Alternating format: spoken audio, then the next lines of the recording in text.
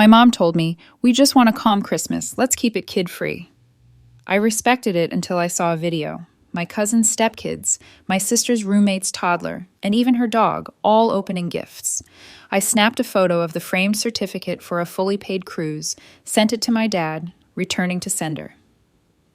2 hours later, he knocked on my door out of breath. I opened it and shouted this. The rage hit so fast, it felt like my vision blurred. I remember just standing there, frozen, holding my phone in one hand and staring at the screen like it had personally slapped me. All the years of being sidelined, minimized, told to not take things personally, it all erupted in that instant. 2 weeks before, my mom had called me, said they were doing something simple and quiet for their 30th anniversary. Just a small, adult-only gathering. "We just want a calm celebration," she said. "Let's keep it kid-free." Kid-free. That's the word she used. Like my 3 children, 10, 7, and 4, were chaotic little burdens instead of the actual grandchildren they always pretended to love. I didn't argue. I should have, but I've played the good daughter for too long. I told my kids Grandma and Grandpa just needed a quiet night this year. We'd do something together with them later. They bought it. They always buy it. And then the video. My cousin Alyssa, the queen of social media, had posted it by accident. A full panoramic shot of the party, champagne flutes in hand, my parents grinning in coordinated outfits. The house was decked out like a wedding reception.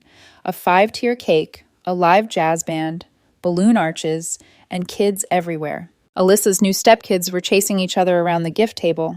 My sister's old college roommate's toddler was literally sitting in my mom's lap while she helped him open a present. There were other kids too, ones I didn't even recognize. And there, at the foot of the cake table, was my mom's dog wearing a silver party hat. I don't even know what part snapped inside me first. The lie about it being kid-free, or the fact that my kids weren't even worth a courtesy mention while someone else's toddler got lap privileges. But then I saw it. The framed certificate center stage. Royal Caribbean 7-night cruise paid in full. That was the final crack. Back in April, my dad had called me saying the roof repairs had eaten their savings. Their dream anniversary trip was at risk. I sent $6,000 the next morning. I didn't even ask questions. I just did it because that's what they always expected of me. The responsible daughter, the helper, the quiet one. I took a screenshot of that damn certificate and texted it to my dad with one line, returning to sender. 2 hours later, there was loud knocking on my front door. When I opened it, there he was, my dad, out of breath, red-faced, clearly not expecting I'd say anything out loud. But I didn't hesitate. I looked him straight in the eye and shouted, "So it was common enough for Alyssa's stepkids, a random toddler, and your dog, but not for your own grandchildren?" He stood there shifting like he didn't know whether to yell or beg. I didn't invite him in. He stepped forward anyway.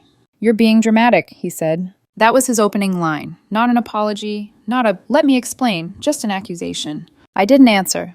I turned, walked into the kitchen, and let the silence stretch long enough for him to follow. He did. He always has to be the one talking.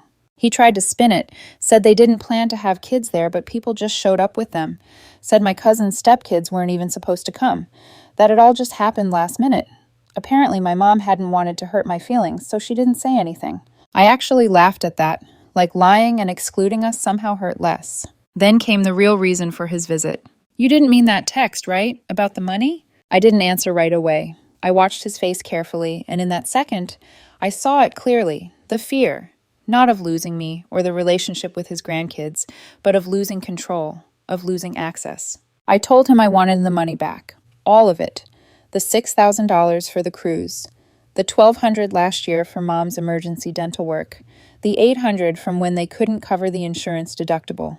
I had receipts. He went quiet, then he had the audacity to say, "That's family, we help each other." I asked him what part of that included lying to me and excluding my children from a celebration while someone else's toddler ate cake on my mom's lap.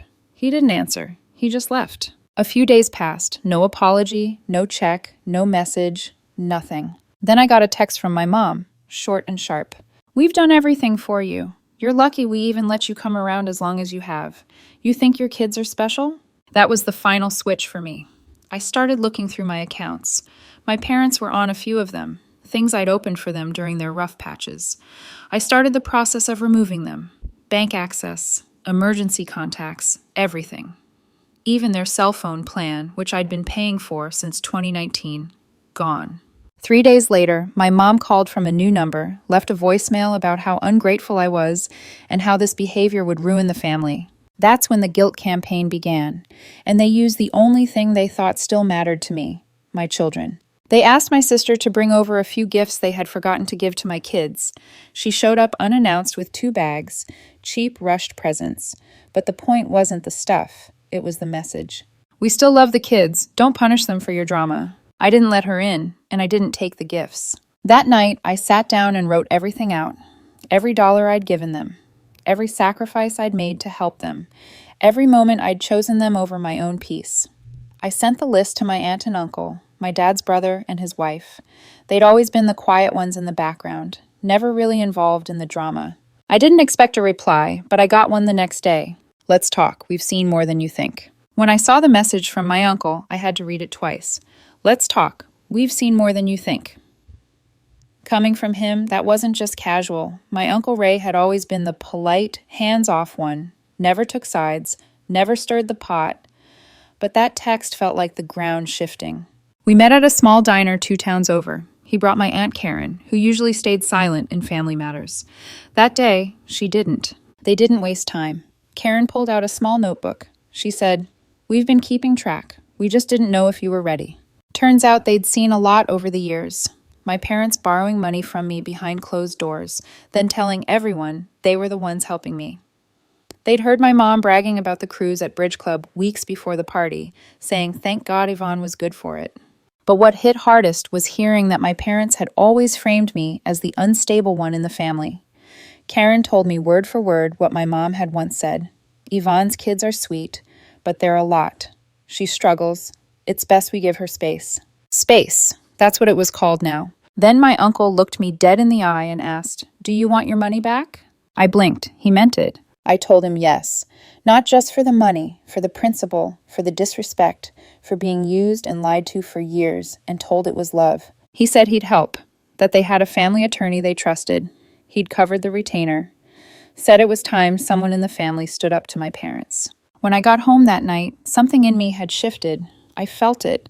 This wasn't just a boundary. This was a line in the sand. And apparently my parents felt it too, because 2 days later they showed up again together. No warning. They stood on my porch like they were about to deliver some royal decree. My mom had her arms crossed, and my dad had that blank, calm face he always used before saying something cruel in a soft voice. My mom started in immediately, said she wanted to mend the rift and see the kids, said she was willing to forget this entire meltdown if I just let things go. I didn't say a word. I walked inside, grabbed the envelope I'd prepared, copies of every transaction I'd made for them, and handed it to her. She opened it, glanced through it, and said, "Is this supposed to scare us?" I looked at her and said, "No, it's just a receipt for everything I'm done giving." Then I shut the door, and this time I locked it. The next morning, the text came from my dad. "We didn't raise you to be like this." I didn't reply. I was too busy forwarding documents to Uncle Ray's attorney, a calm, methodical woman named Lisa, who, within minutes of reading my summary, said plainly, "This isn't just reimbursement. It's financial manipulation, and we can prove it." By that afternoon, she drafted a demand letter. Nothing hostile, just professional and precise. It laid out the payments I'd made, the verbal agreements we could support with texts and voicemails, and a 30-day deadline for repayment before small claims action would begin. Lisa said the amount, $6,000 plus a bit more, was solid. If they didn't respond, we'd file. I felt calm, almost too calm. It scared me how quickly I'd gotten used to treating them like strangers. But I wasn't prepared for what happened next. That night, my sister posted a photo on Instagram, our parents in her backyard, smiling around a fire pit with her and her roommate, drinks in hand. In the caption, she wrote, "Grateful for real family who doesn't keep score." I stared at it for a while, not because I was surprised she took their side, but because of what I saw in the background. A notebook. My notebook. The one I kept in my kitchen drawer where I jotted down payment dates, amounts, little reminders like Dad's oil change and Mom's prescription coverage. And there it was, lying open on a side table behind my dad's chair. I hadn't even realized it was missing. They had taken it, the day they showed up uninvited while they were trying to mend the rift. I texted Lisa immediately. She called within minutes. They took personal records from your home without permission. That's not just unethical. Depending on how they use it, it's potentially criminal. You need to document this now. So, I did. I took screenshots, wrote a statement, and filed a police report the next morning for stolen property. Not because I expected a squad car to pull into their driveway, but to create a paper trail. It didn't take long before I got another message. This time, not from them. It was from my cousin Alyssa, the one who had posted the original party video. Hey, I'm really sorry. I didn't know they lied to you about the party. They said you were out of town. I stared at the message. Out of town? That was their version now? I asked her if she still had the original invite. She did, and she sent me a screenshot. My mom's name, a full guest list, a note at the bottom, kid-friendly event. Feel free to bring the whole family. My name wasn't on it. Lisa was stunned. They weren't careless. They were deliberate, and now we've got hard evidence. But that wasn't the unexpected part. The next evening, I got a knock on my door. But this time, it wasn't my parents. It was Karen, my aunt, holding a small folder and what looked like a grocery bag. She handed me the bag first. Inside was my notebook, untouched. I went over to help your mom clean out the garage. Found this on her desk. She doesn't know I took it. Then she opened the folder. Inside were bank statements, hers and Uncle Ray's. I saw your sister's post, and I saw something else, she said. Your mom's been pulling money from an account Ray set up for our grandkids. She used it to pay off the cruise balance. I looked at her, stunned. She didn't just lie to you, Karen said. She stole from us too. And suddenly, I wasn't the only one preparing for court. I didn't sleep that night. I just sat at my kitchen table with the folder Karen had given me, flipping through pages of statements, transfers, and names. My mom had rerouted over $2,000 from a college fund my uncle had quietly started for their grandkids years ago. Funds he never mentioned because, as he later told me, I wanted to leave something behind without all the family noise. And now that money had gone to a Caribbean cruise, lobster buffets, and poolside margaritas. Lisa was stunned again. This changes everything, she said. It's no longer just your claim. We have multiple cases of misrepresentation, maybe even fraud. That week, Karen and Uncle Ray both retained Lisa officially. I watched them sign the paperwork at her office. Ray didn't say much. He just looked tired. But when he handed me a check later that day to cover my $6,000 while we waited for legal action, I actually teared up. I want you to use this how you want, he said. Not for bills, not for court, for you and the kids. I didn't answer then, but I knew what I was going to do with it. My parents didn't stay quiet for long. Word got around somehow that Lisa had sent official letters. Maybe my sister told them. Maybe they saw the police report come through. But either way, the next move came fast. They posted on Facebook. A long, dramatic post from my mom with a filtered photo of her and my dad looking tearful on the beach. The caption read, 30 years of love and loyalty now being torn apart by lies and greed. Some people think money matters more than family, but the truth always finds a way. We'll keep praying for those who've lost their way. The comments were brutal. Dozens of sympathizers, mostly church friends, neighbors, cousins we barely knew, all parroting back, praying for you, stay strong, family comes first. It would have gutted me a year ago, but now I just took a screenshot and sent it to Lisa. Then the next day my sister showed up again. This time with our mom in the car parked down the street, clearly visible but pretending not to watch. My sister handed me a handwritten letter. I didn't open it. You're seriously tearing the whole family apart over a few thousand. I told her I wasn't discussing anything outside of legal channels anymore. That's when she said it. They're thinking about suing you for defamation, for emotional distress. I stared at her for a second, then said calmly, let them. And I meant it, because here's what I knew. The more they pushed, the more they exposed themselves. Lisa had already gathered everything. The invite, the notebook, the bank records, the voicemail, the fake narrative, the witnesses, all of it. My parents thought they were playing chess, but I had stopped playing. And that weekend, I did something I hadn't done in years. I booked a vacation, just me and the kids, a place by the coast with a rental cabin and 0 cell service. I wasn't going to post about it. I wasn't going to tell anyone. But when I saw the confirmation email, the one that said paid in full, I finally let out a breath I hadn't realized I'd been holding, and I smiled. The first morning at the cabin, I woke up to sunlight streaming through the windows and the sound of my youngest whispering, Mom, There are deer outside. No notifications. No emails. No drama. Just a mug of coffee, the scent of pine, and my kids playing a board game on the floor like it was 1998. It was the first time in years I felt peace without guilt. We spent those 7 days swimming in the lake, roasting marshmallows, and falling asleep to the sound of crickets instead of phones buzzing. I didn't check Facebook. I didn't open texts. I turned off every alert. I didn't owe anyone anything. One evening, we were sitting around the fire pit, and my oldest asked, "Are Grandma and Grandpa still mad?" I looked at him and just said, "I don't know, and it's not our problem anymore, guys." It wasn't. That was the difference now. When we got home, I found a certified letter in my mailbox from their lawyer.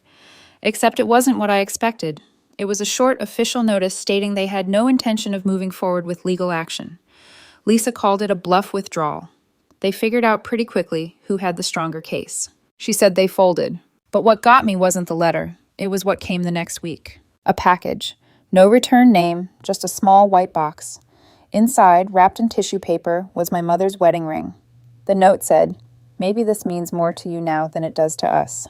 It didn't. I dropped it at a pawn shop on the other side of town. Didn't even look at the price. Used the cash to buy the kids' bikes. They deserved movement. Forward. Free. Fast. I haven't heard from them since, but Karen calls every Sunday. Ray sends postcards to the kids from random diners he finds on his motorcycle trips.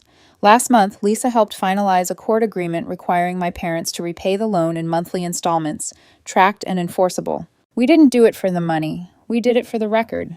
And every time I see that line on my bank statement, deposit $250, court settlement, I feel one thing: freedom. Not revenge, not bitterness, just closure. Because the truth is, they didn't cut me out. I walked away. And I took the best parts of my life with me.